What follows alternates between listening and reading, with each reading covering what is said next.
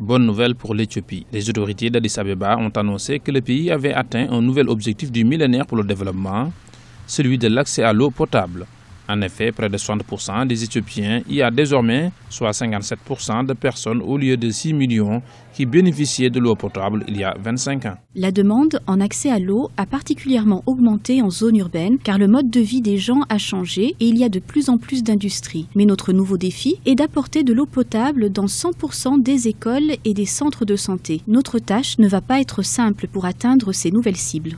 Un programme national pour 2013-2020 estimé à 2,4 milliards de dollars devrait permettre à l'Éthiopie de relever ce nouveau défi. L'Éthiopie a une croissance assez élevée et c'est un des pays qui a pu partager cette croissance, les résultats de la croissance avec sa population, notamment dans le domaine de la santé et aussi dans le domaine de la distribution de l'eau. C'est un pays qui maîtrise aussi depuis plusieurs années, depuis même des siècles, l'utilisation de l'eau. Il y a beaucoup d'eau du Nil. Donc voilà un pays qui vient d'atteindre un des objectifs du millénaire.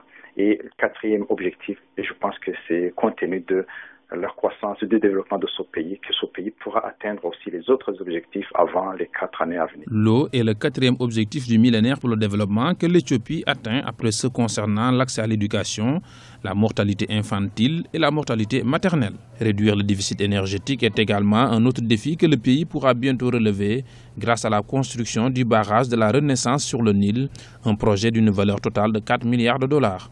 Il devra produire à terme 6 000 MW de l'électricité destinée au marché intérieur éthiopien, mais aussi à l'exportation vers d'autres pays africains. La fin des travaux est prévue en 2016.